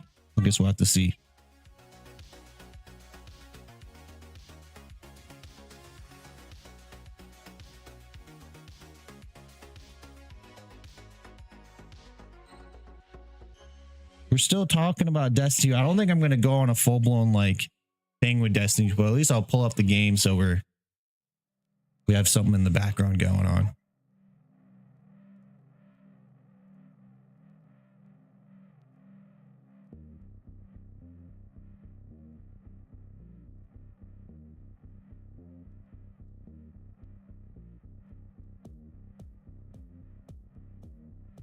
Here we go. I'm excited. So what do you guys think? It seems like we're all fairly like positive about like what's going on. Do you guys think that stream was a good stream? Do you guys think that was informative? I gotta say, I haven't really been watching a lot of the content. I guess a lot of like the content creators are part of their content creation team or whatever, that doing sponsored content. They've been getting a lot of material and like making videos on it. I haven't really watched a lot of it. I've watched opinion pieces more so than information pieces. And so when I watch these dev streams, it's new to me. It's new to me, and I'm having a blast watching it. I'm excited. I think it's because my expectations are tempered. It's because my expectations are tempered. We just had the final shape. We just had our freaking creme de la creme, you know? And I'm being a realist. Like, sure, Bungie should have an amazing ending, right? They did that. They had a banger ending. And then to start a new saga, they should have a banger start. But we all know how Bungie has been the last 10 years and how they like to allocate resources. They're also focusing on a new game. They're also under Sony now. They have like expectations to make and stuff like that. So I've tempered my expectations to be like, you know what? This is like Shadowkeep. What came first? Shadowkeep? It was Forsaken, and then it was Shadowkeep, right? Or did it reverse that? No, Forsaken, yeah. So Forsaken was really, everyone loved Forsaken. It was fun. It was great. And then they thought that was going to continue on. And then Shadowkeep kind of, for a lot of people, fell flat. It was like kind of like mid. But what they did a lot in Shadowkeep was like Armor 3.0 and stuff like that, and just a lot of quality of life stuff. And I think that's what we're seeing in the Edge of Fate is resetting the base. They're like, okay, this is going to be quality of life stuff, and you know, doing this will bring in the players. Because I mean, if I'm a new player right now, I have 4 things up here. I have all these planets. I have the store flashing, of course, you know, which I got. Don't forget your Bright Dust. They're still giving away Bright Dust, guys. I have Season Pass flashing. I have these quests, you know what I mean? Like,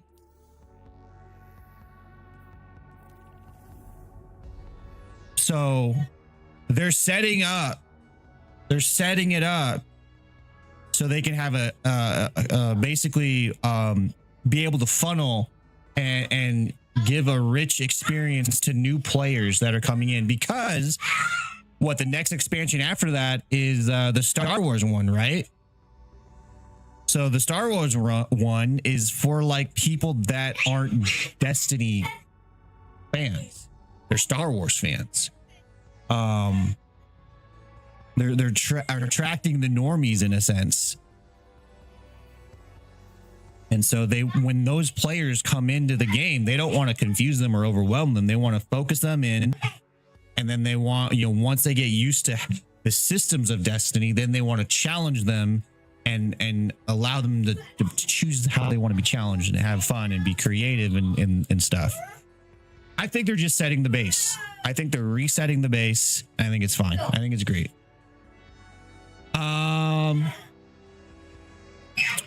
The stream was much needed, honestly. Destiny has a solid track record of making trailers look so good, then flopping the delivery. Yeah, no, I agree. That trailer looked hype. I think Astro Crush keeps going back to the prismatic when they showed off prismatic. in a trailer. That was cool. They're good at making trailers. We probably were hyped for Lightfall. I can't remember the trailer for Lightfall, but we were probably hyped for it. I think they shot the skimmers on them or something like that. So you asked about this weekend earlier.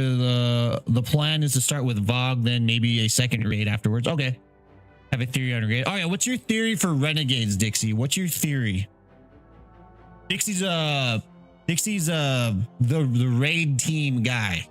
Him and Saber sort of organized us together for the day one raid team.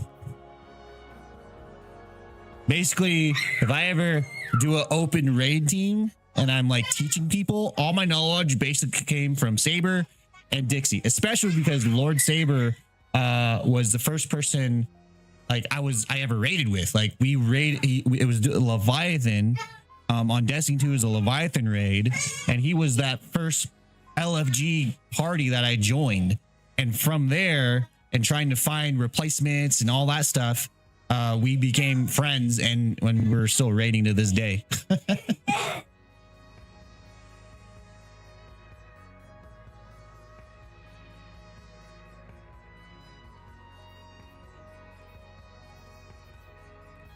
Let me switch characters real quick. I'm trying to get as many like cosmetic stuff as I can on the other characters. We'll be going after the Dark Guardians in Renegades, more specifically the Dredgen of Yore. Oh, that would be that is like very Star Wars-esque. Very like light, dark, very opposing, you know. Interesting. So are there still bad Guardians though? Oh, isn't that what Star Wars is now? Star Wars is not like darkness and light is good and bad. It's how you use it. Is that more how the Force is now? I forget like what they've updated, but in the Destiny terms of things, it very much is how you use light and dark that determines if you're good or bad. It's not necessarily always, you know, you're bad. So, oh, is it not going to give me, oh, I already have that. I don't have this one. Potent mixture.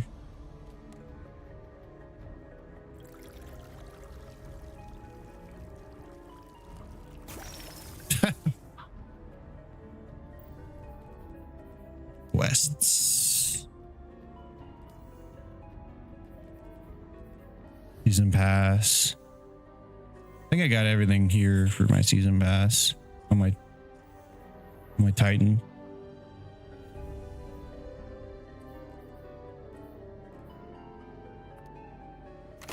I need to go to get my stuff from Ride of the Nine.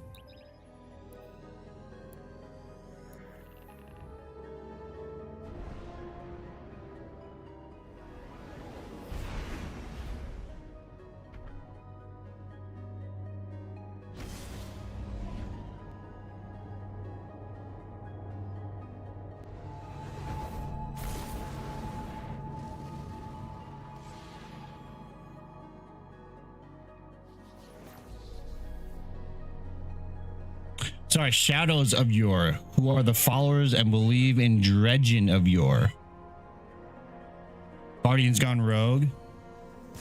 Yeah, I think it's cool. Plus, they'll have like good lore on each of them. I think it's going to be fun. What if you get to choose your path? Remember when we thought we were going to do that, like choose our path?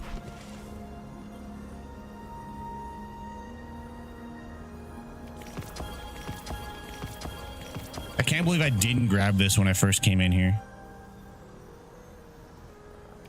I don't know if I have that for Titan. I do now.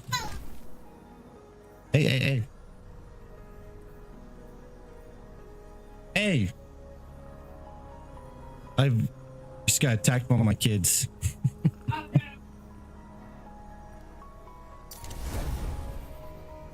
It's who created Thorn? Yeah. I know. I remember a little bit. Where'd you get this theory? Did you get this theory from Bife?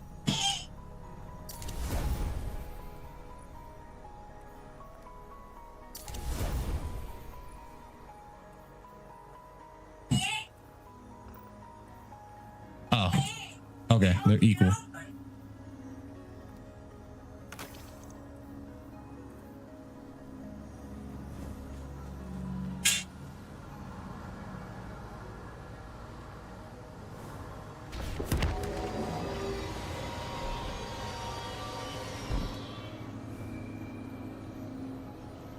Complete rewards.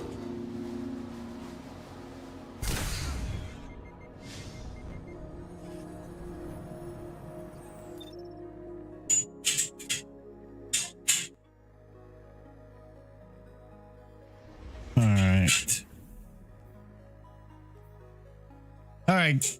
Well, I wanted to stream. Sorry about the stream cutting off in the end there. I'm glad we were able to get through and watch the entire show.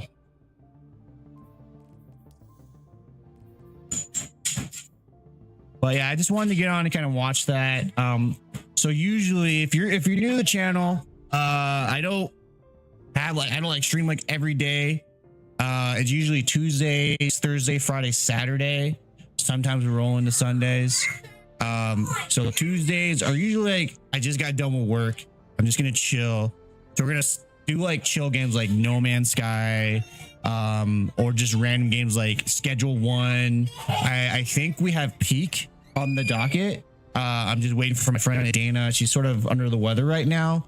So I was just kind of waiting for a message from her to see if she was going to get on, but I think she's feeling a little under the weather. Thursdays are sort of a teaching Thursday. People are welcome to join me. We do dungeons in Destiny 2. Basically, it's going to be a lot of Destiny 2 up into the raid, and if the whole expansion is really fun, probably afterwards as well. I play a lot of other shooters that I play Delta Force, Escape from Tarkov, Call of Duty, Halo, you know, all that stuff, right? I guess the random ones would be Delta Force and Escape from Tarkov, Fortnite. I love battle royales. I played the Splitgate battle royale and stuff. It is really fun. So that's sort of my treasure chest of games I like to dive into. Not enough time, so we're focusing in. Tuesday is going to be a relaxed, explorative kind of like play silly games, you know. And then Thursday is back to Destiny grind, learning it. I don't know. See, what I like about it and what brought this idea was Explorer mode. You have Explorer mode in certain dungeons now.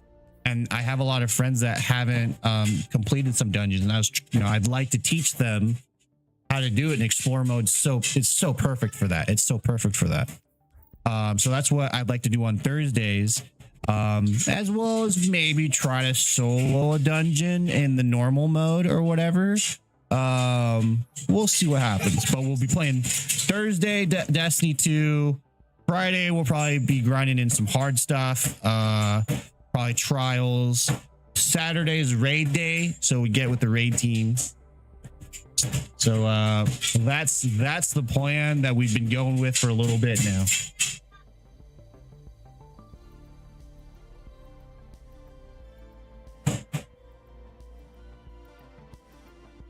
Dixie says, I had this theory when I first saw Renegades, but Bife and Evase reinforced it. I've never heard of Evase. Drifter is technically a rogue. Eli Dredgen of Hope. Man, you guys know all this cool lore. I need to catch up on my lore.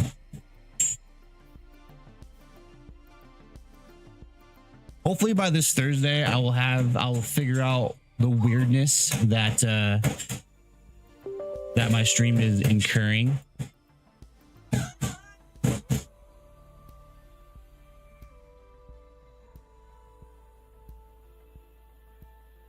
Wow. Might be just like a lot of the tools that I use.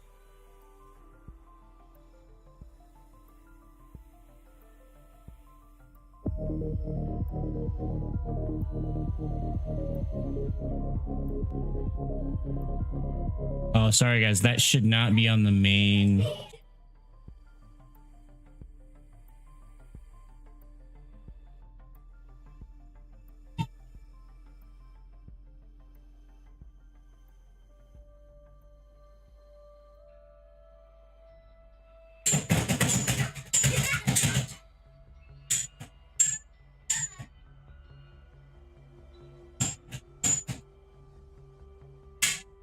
There we go. Now it's under the right music category.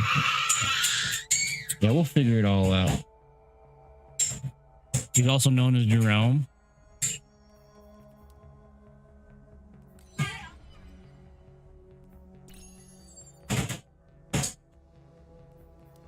I think on that note, though, guys, I'm going to go ahead and end the stream here. I got work at 2:30 a.m. tomorrow. Again, sorry about the stream cutting off in the middle. Thursday, hopefully we'll have it fixed. But I'll be back Thursday, Friday, Saturday. We'll be playing Destiny 2. If you are like new and you want to learn, you know, some of this stuff here before it leaves, or even just the dungeons that are already here. I've done all the dungeons. Follow channel if you're on Kick or Twitch, and if you're on YouTube, subscribe to the channel. And you can join the fire team, you know, and we can go through it. We can figure it out. I do have a Discord, but you don't have to join the Discord, you know, in order to participate. We can use game chat and stuff like that. But so yeah, that's the plan moving forward. If you're joining the game again, welcome back. I think this is a great time. And I, for one, because I missed the start of the Light Dark Saga, I started in Destiny 2.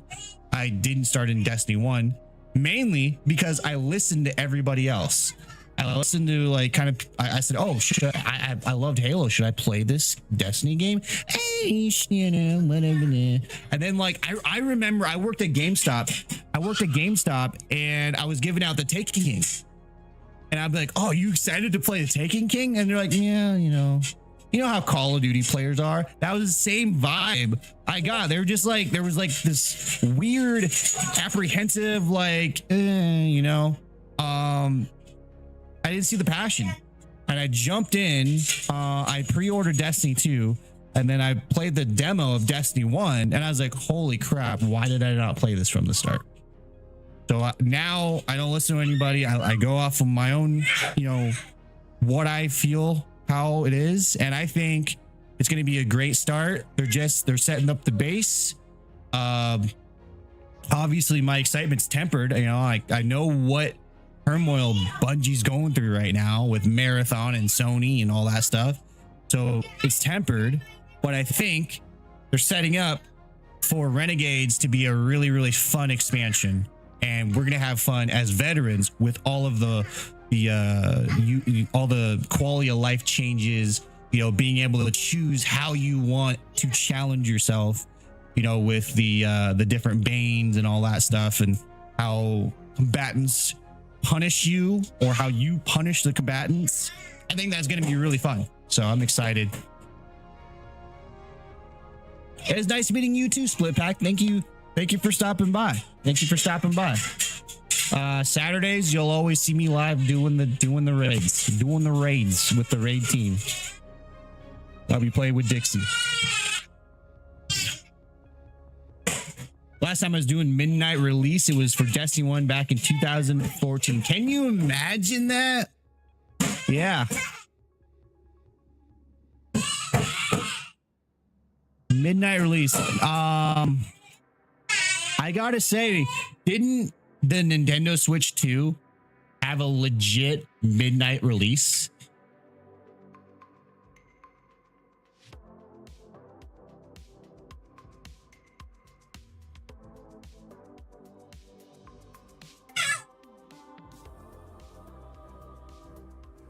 I think they did. I think they had a legit midnight release, or like timed release, or what have you. Man, I worked at GameStop.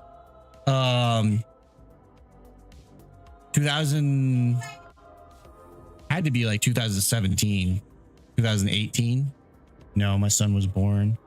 They're like 2016, 2017, and yeah, that was fun.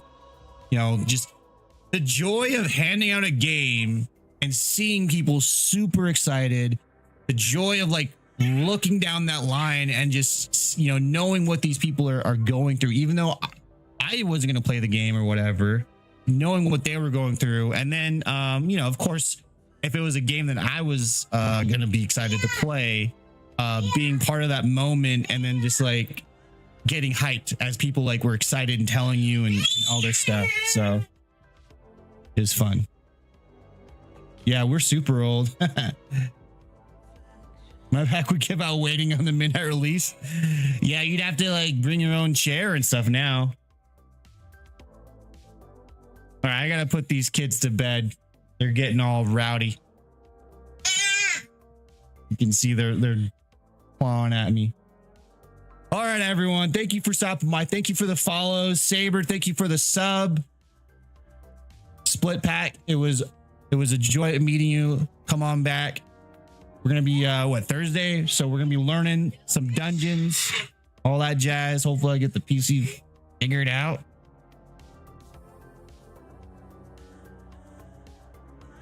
And if you guys are busy, I'll see you when I see you.